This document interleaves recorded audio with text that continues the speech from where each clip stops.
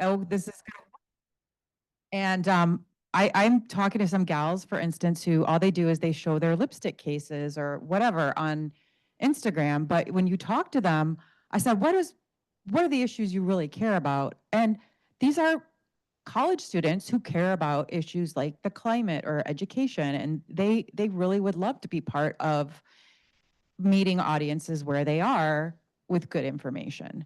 So that's in a nutshell what I'm trying to do. Again, getting to the issue of amplification, I feel that we need to support and come up the back and support news organizations like yours to get more of that good content out into the bloodstream. So we're gonna take a minute and see what that actually looks like here. You got it working?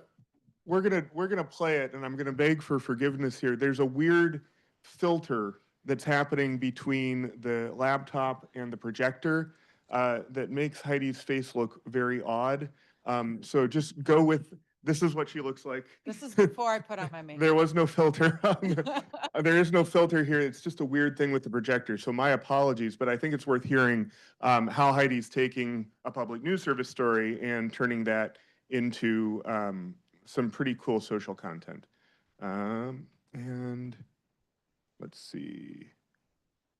Oh, sorry, I got to do this right so that I share the sound as well. Share sound, awesome. And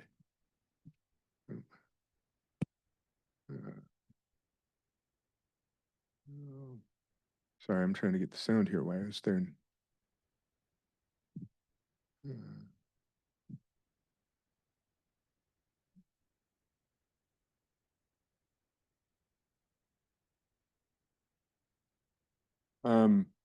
I'm showing that I'm sharing the sound, but it's not giving me any sound. Try this one more time. I'm gonna try this one more time, and then we'll move on. Okay, these are the settings I have. Right here, sharing. On.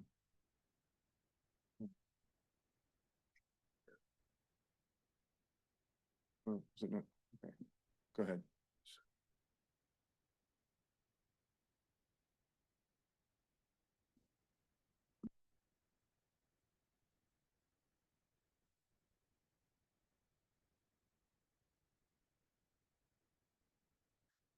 We did have this working before. All right, shall we move on? All right, we'll move on.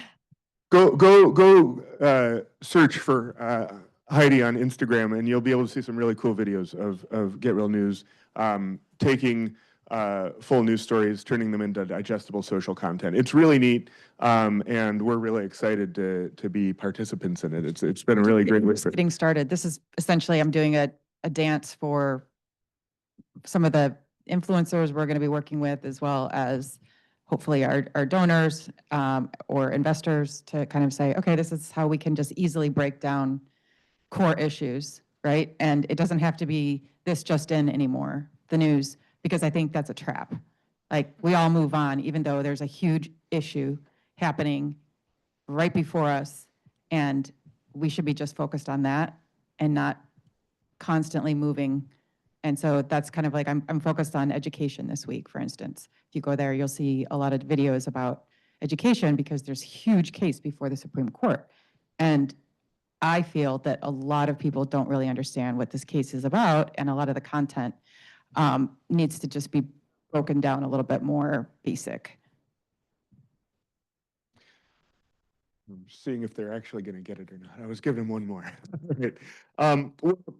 Let's move a little bit into talking about media. How many of you listen to the radio on a regular basis? Show of hands. 1, 2. That's actually quite a bit more than I thought. How many of you listen to commercial radio on a regular basis, not NPR?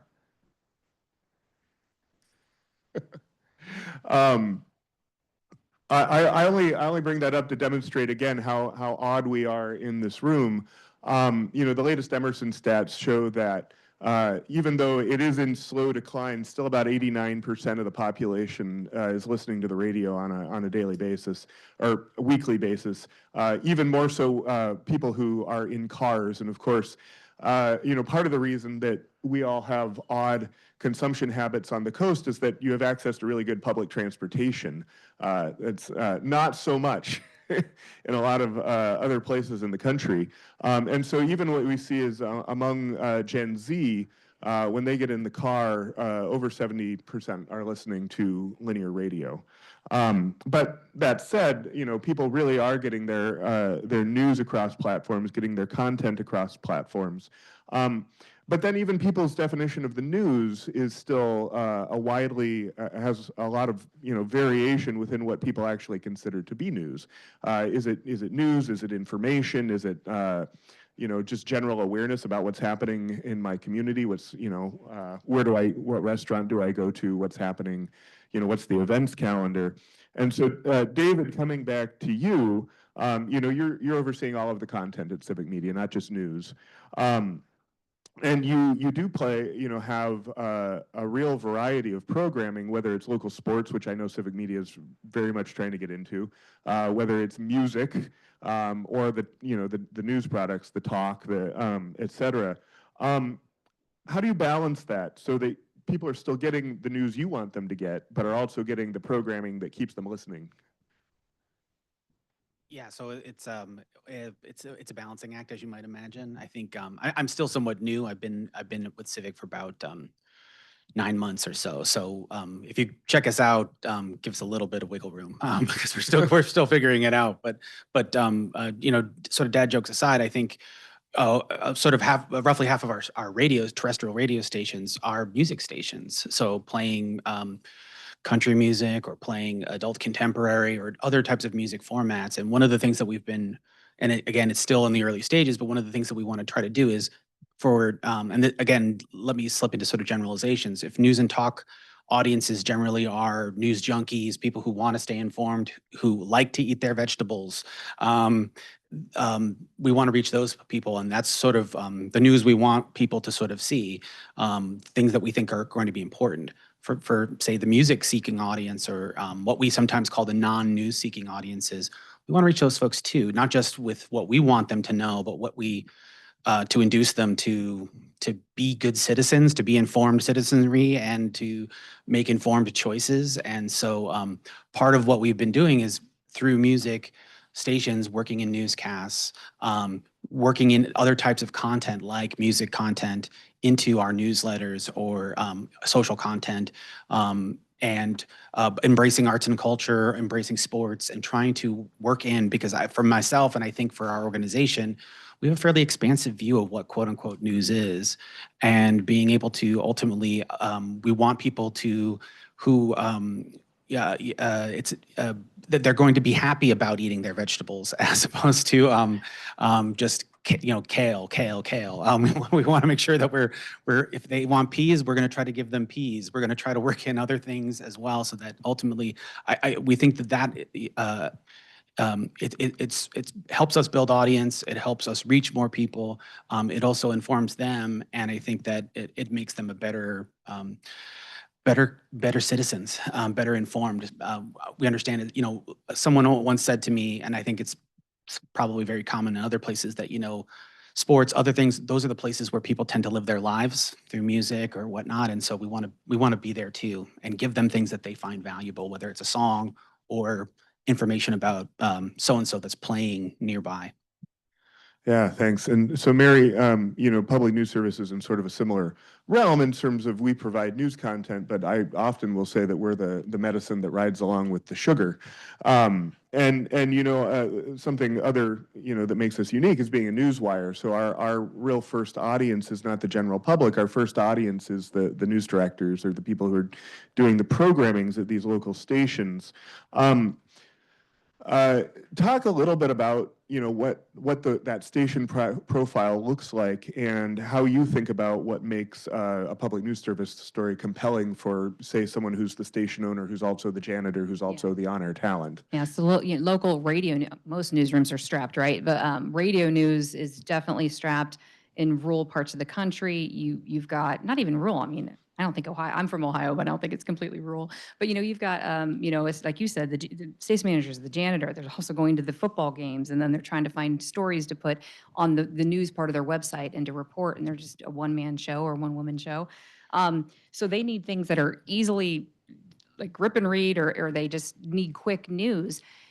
And obviously, a lot of them turn to national wires, to AP and things like that. And so we try to provide stories that they can easily use, but are local and are different than those national stories that have a statewide focus. And I like to think of it, you talk about the vegetable things, but it's kind of like news people don't know that they need. And so that's what we kind of try to provide, a little bit of education and awareness in our stories. Or if we're taking a national story, explaining why this is important to you in the state or in the community where you live. Part of the way we do that to entice radio stations and media outlets to use our stories is to have those perspectives that are different, that aren't the same ones, the same loud ones you hear all the time in the news, the same spokespeople from the same types of organizations. We try to connect and get people impacted by issues and get their perspectives and get their quotes out there so people can learn their stories. And I think that is helpful, at least for picking up our stories, for sure. Yeah, no, definitely. And I think especially having those community voices, Yes. The people who are affected by, the whatever the policy or the program or et cetera is extremely important.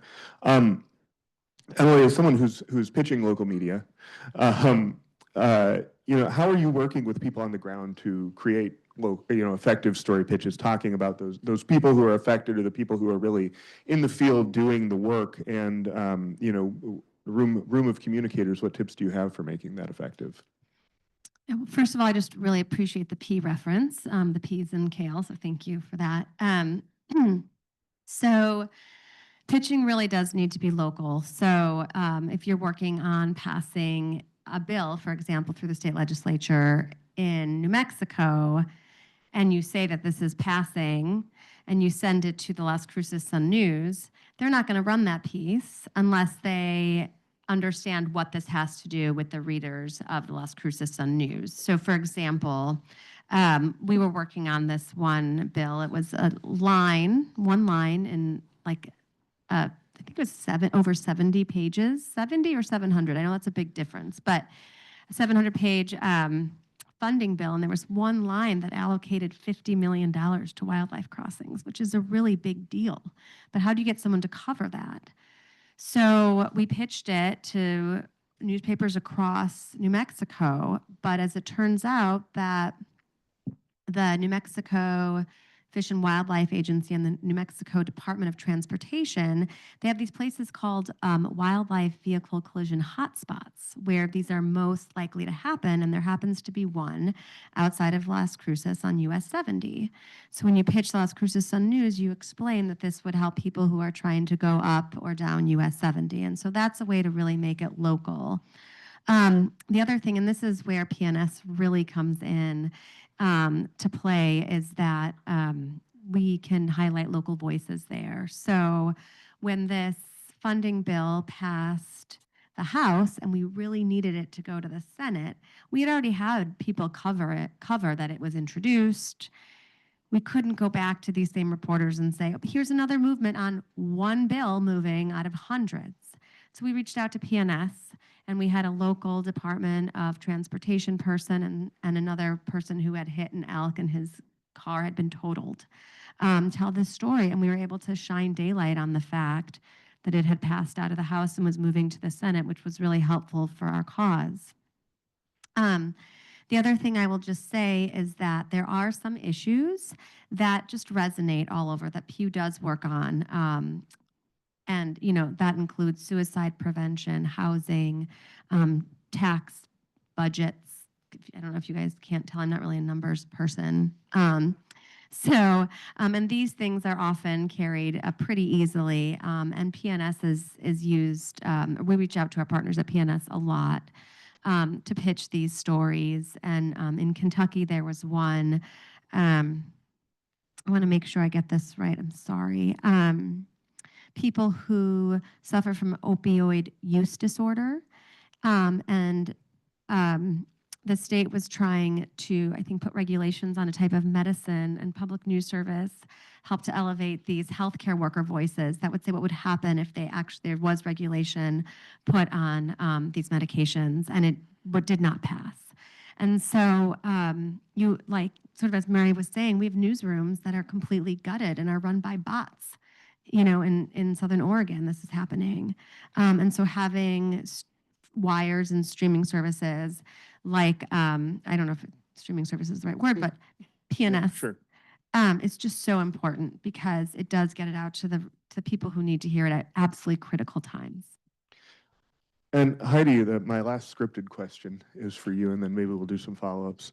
But thinking about the audiences you're trying to reach with Get Real, what is it that you think the stories are that are coming out of state houses that the influencers you're working with are interested in? What are they finding is relevant to them, or at least do you think they're going to find relevant to them and want to share with their audiences? Like, what does that look like?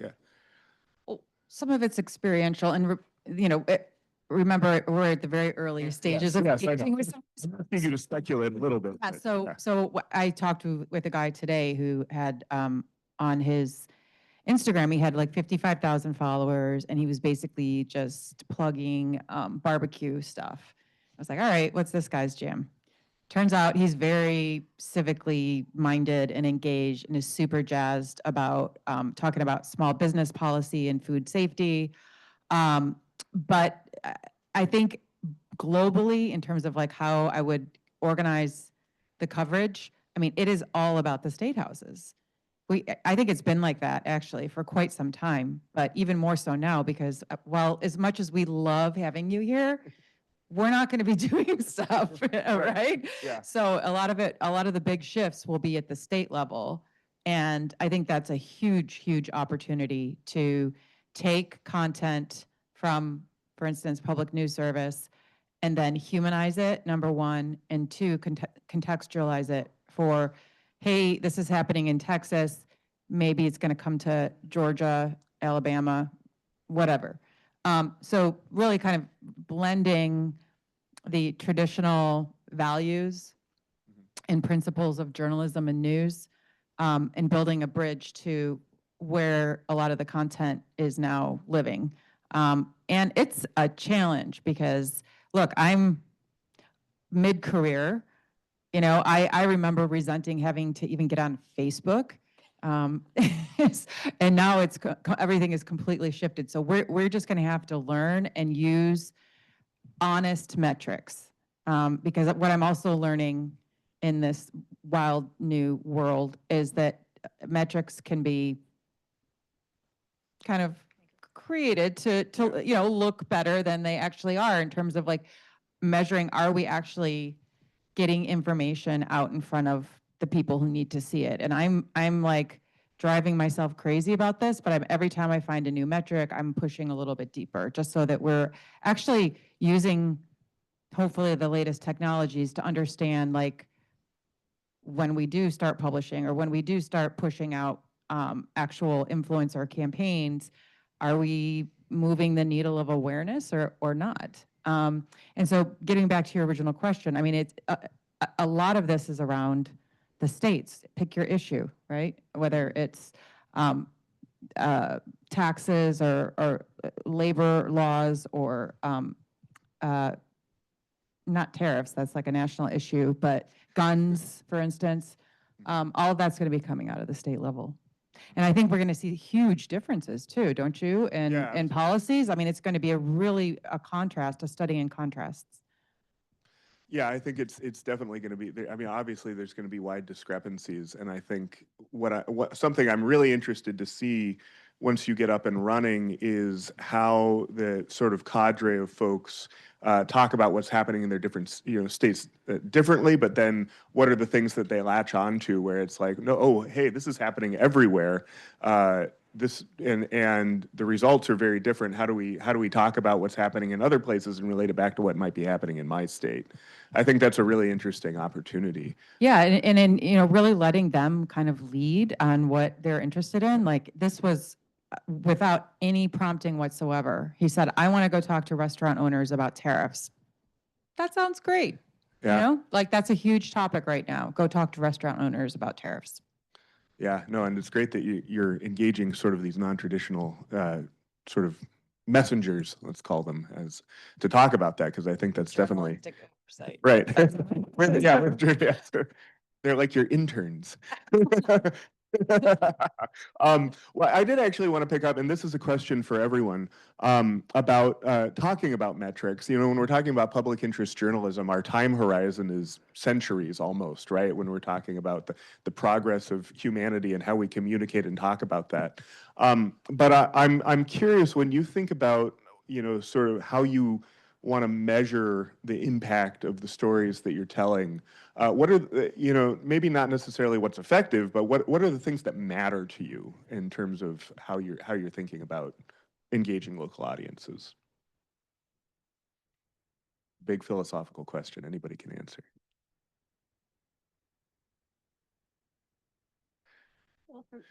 Well, for me, I'd say that so much of our work, we need our elected officials in the states to see them, right? They have a lot going on.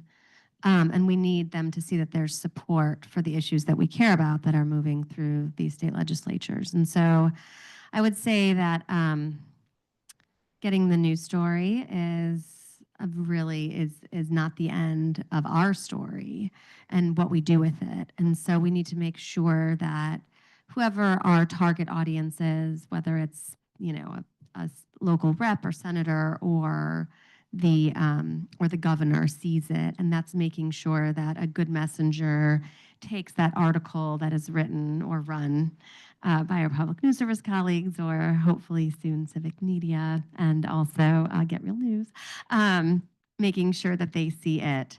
So having a trusted source send it to them, and of course always amplifying that on social media. I know X has some critics, but elected officials are still very, very active on there. And so, you know, if we care about the news, we need to be on there too, seeing what is being said. Blue Sky, Instagram, TikTok, and Facebook is where we try to reach everybody. I'll answer that question for myself unless anybody wants to jump in, because I think part of what I was getting at, and the thing that really matters to me, you know, we look at all of our metrics at Public News Service and we can see the numbers. What I find particularly cool is when we can get a story to run on just about every format. You know, if there's a Christian broadcaster, a talk radio station, you know, your general music cluster, and then public radio and community radio is also taking it. To me, that says the story is really resonating. You know, people find the stations find that it resonates across all their audiences. And I think that if we're telling stories like that, you know, regardless of the issue, that to me feels like we're really sort of building a longer term civic engagement on public interest issues. So I'm answering that question for myself. If anyone else wants to jump in on that. Before we go to questions from the audience, what else do you want to tell people? What's important that people maybe haven't thought about when it comes to local news, or that we didn't get a chance to touch on? I would just add real quick that people trust local news. They trust whether it's the radio station, their newspaper, they tend to trust that more than they do any national TV station or online, right? They trust the people they know in their communities. So I guess think about that if you're pitching stories or in the news you might do. Yeah. David, what do you guys do to build trust? Well, I think it starts with sort of the stuff that ultimately the audience maybe consciously can't see, which is like journalism ethics, you know, following good practices. And so in that sense, you know, they might not notice the difference between us and a legacy organization that has been around for a century or less. But I think it's also about, in our case, and it maybe gets back to the local aspect, is being there, being present. And so in Wisconsin, there are areas that are, depending upon whose study you're talking about, are news deserts or aren't, but we're certainly seeing instances where, say, the local newspaper is pulling back and no one is going to the city council meeting. And so we're there reporting that story. Maybe that story shows up in the paper on Sunday and we're reporting it actually happened on Tuesday or Monday night. We're trying to report it on Tuesday or Wednesday, whenever we can, as quickly as we can. And so I think in that respect, we're still early stages, but we're seeing growth generally across the board in terms of trying to fill those gaps and doing what we can to be there and be present. And so whether it's newsletters or other things, trying to be, I think you win it sort of one user, one listener, one reader at a time, one viewer, and using, being a good, being a good content creator, if I could say it that way. We're not trying to do clickbait, sort of super sexy social posts that are meant to just sort of dodge and trick people. And so I think in that respect, I think it builds confidence for someone who's sampling something essentially new. Oh, I can trust this organization. This isn't a bot. This isn't coming from some different place that has nefarious motives and such.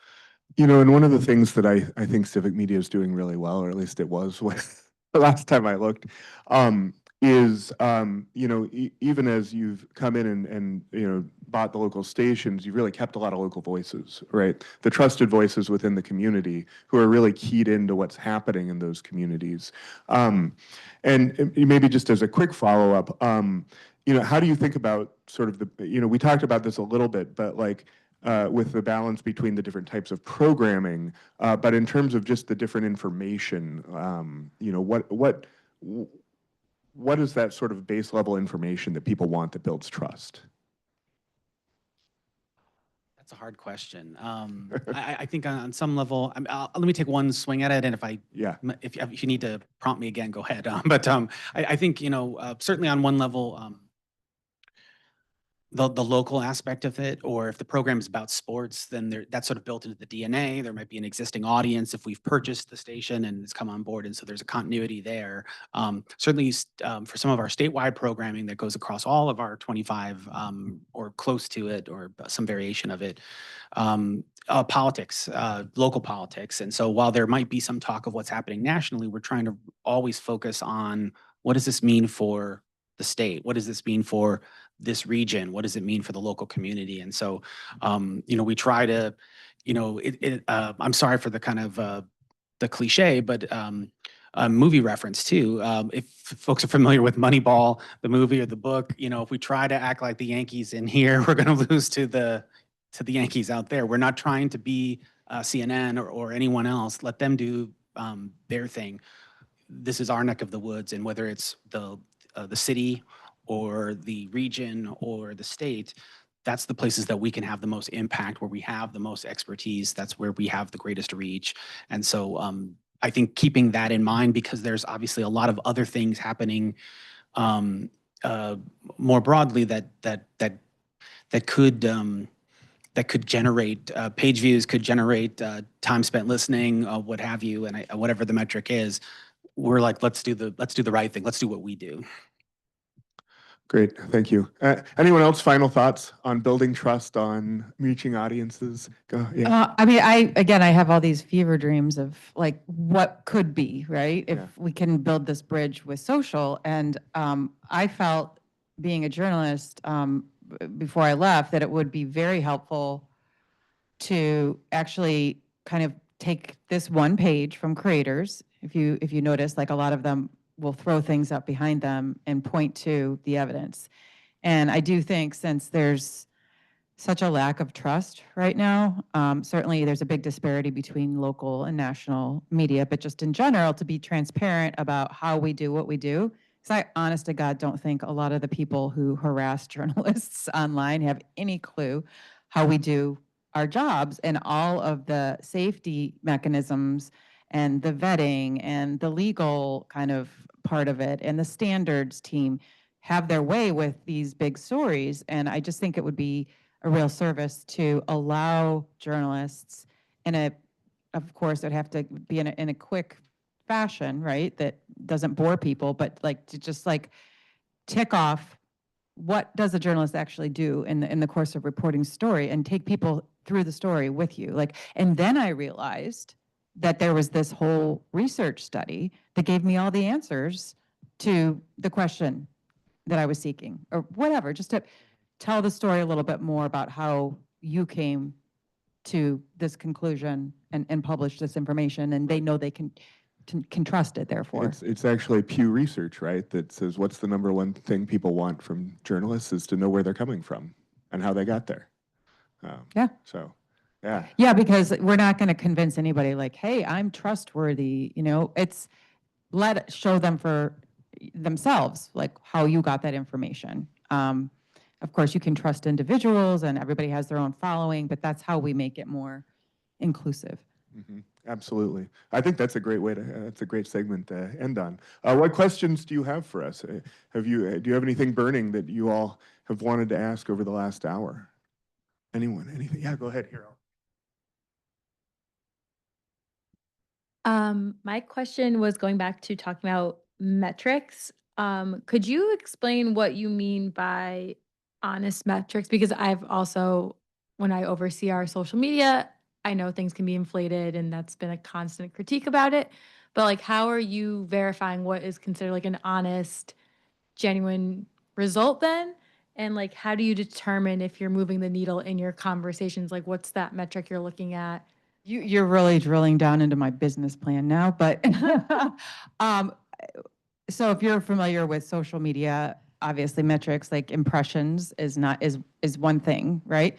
But when I talk about metrics, I'm talking about really kind of custom technology that shows what is the level of awareness in a community based on compilation of information, including discussion online, on various, forums, where you can kind of like gauge the level of discussion about an issue, as well as at the same time, what the sentiment is on that issue. And so if you give more information at those moments, right, where interest in an issue is peaking, and you get good information into the system, what impact does that have? I don't have the answers yet, but I think I gave you a good kind of frame for my thinking on how we can serve communities differently instead of doing, kind of polling on issues that's kind of historical, like what can we do in the moment when interest in a particular issue is peaking, to come in with trusted voices and provide information and transparency. Other questions, thoughts you're thinking, reactions you're having? Yeah.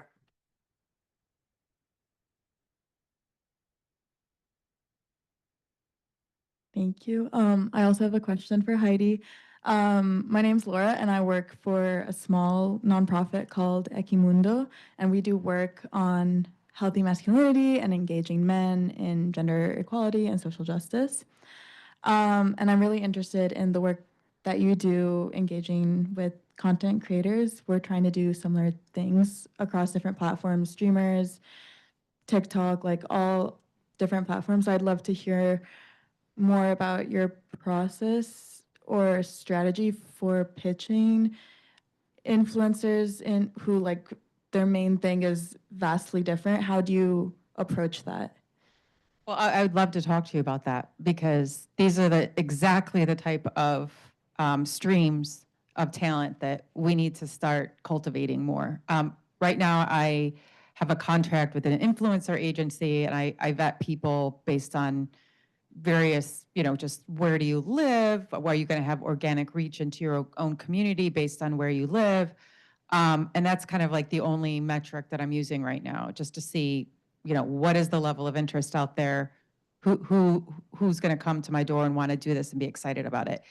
If you have a stream of people who are excited to do this kind of work, come and talk to me, because we're literally building the plane right now. And I'd love to talk to you more about that. I don't have like a process for how do you pitch like men to me or anything like that, but come and talk to me. No, I definitely will. Thank you. Anyone else? Final questions, thoughts for anyone else on the panel? Oh, yes. get captured up. That's no problem. I guess this would be a question for all of you. For me personally, coming from a news background and then now working for a nonprofit, in news, I remember we were very formal all the time. Like this is the presentation and we were presenting it to the public. But do you guys find that informality sometimes works when you're marketing some of your stories? Or does formality and, saying this is what I'm presenting to you, regardless of whatever the topic is, is that a better approach for y'all? I just gambled my entire future on the answer to that being yes, it's better to be informal. I was looking at your post very intently too with that. I mean, are you, I know it's early, but are you finding success with that? Well, we haven't actually gotten out in the field with our to like measure those benchmarks, but I think that we need to be more accessible as an industry. I don't think people want the nightly newscasts anymore. We're never going back to that again. I feel like the entire industry is actually in a really bad way right now, and it's hard.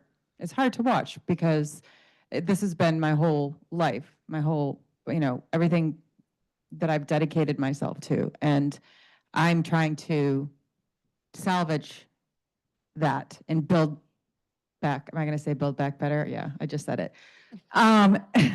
Sorry, but build something better, possibly a better ecosystem. And if I can have some small role in that, this is a passion project. This is like, I'm looking around, I'm a mid-career journalist.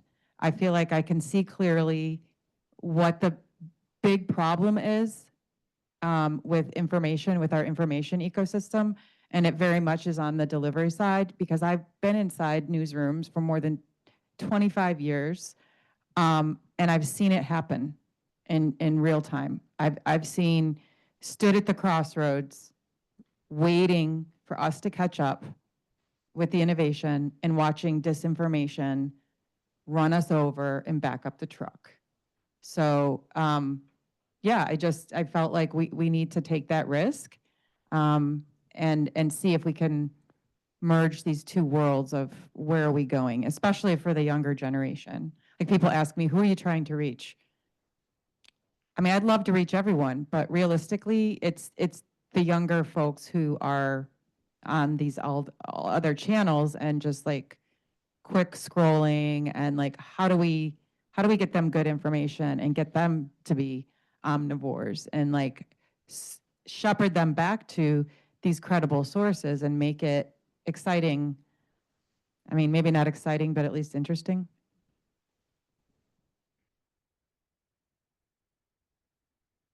I mean, I'll say we do tend to be more formal but conversational because we write our stories for radio, and we don't get as saucy as commercial radio is, and I kind of miss that a little bit now that I think about it. But it's hard to do that when you're covering policies and very important stories. It's hard to be that way. I'll use the word saucy, or to even be provocative, especially in today's political climate when you're reporting.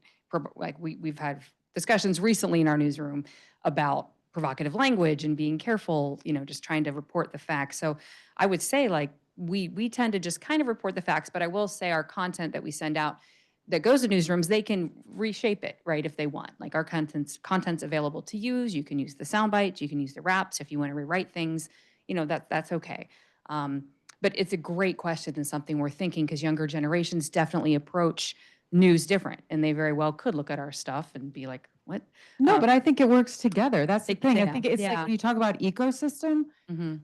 if some creator is using your content to point back to and say, this is how I know it's true, your credibility is everything. And Sure. so it's like we all have our place in this ecosystem. Mhm. And I think you need to just keep on keeping on with that approach.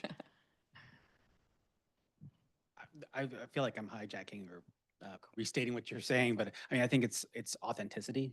No one wants it, say, a social posting to sound like I'm a mid-career person, although I look 300 years older than that on myself.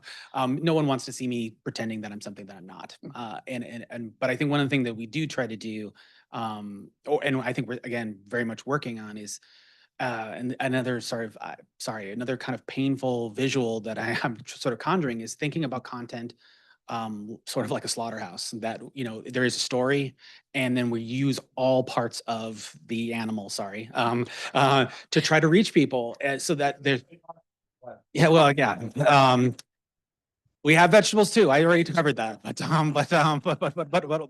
being able to use that stuff so that I was in public media for a dozen years, led many podcast projects.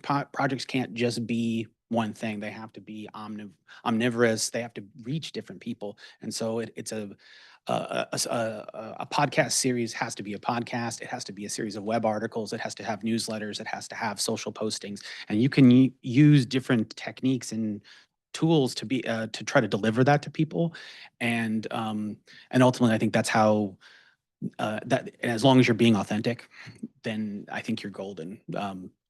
Another time I can tell you about the time we did a story about TikTok that sounded like someone's grandfather reporting about there's this thing called TikTok, and it was like. It was bad. So sad. Any last questions? I think we've had a pretty good discussion here.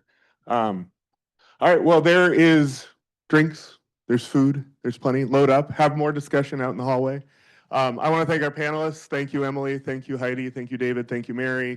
Thank you all for being here. And have an excellent night. Stay and have some food and drink.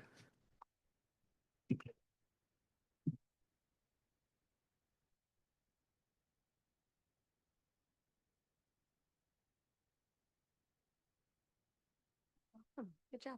Oh, thank you. That's great. Yeah. Good. Great. Right? Does it work? It does?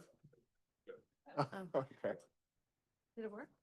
I Oh. guess we could play that video now. I think people are leaving. Okay. I'll have to go.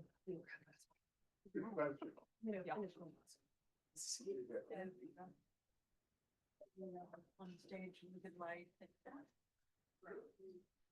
Thank you.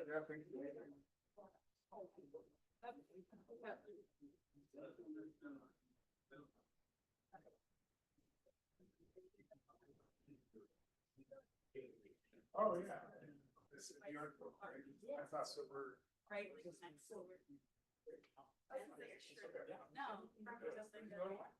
right. You know, I mean, I'm 25, but everything's all about that. Our roots were good on it.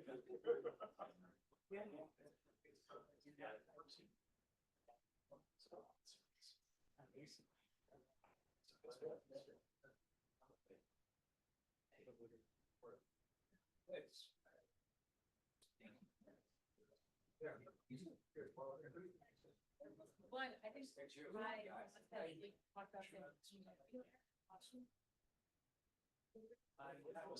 yeah. There you go.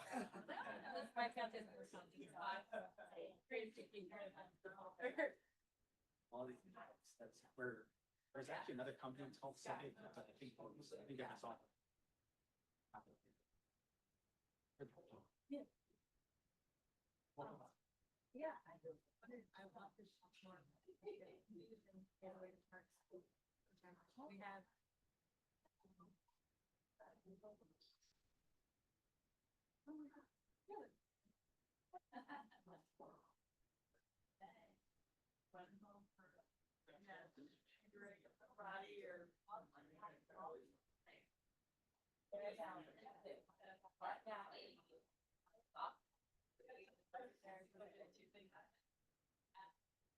I think I saw. Yeah. We have.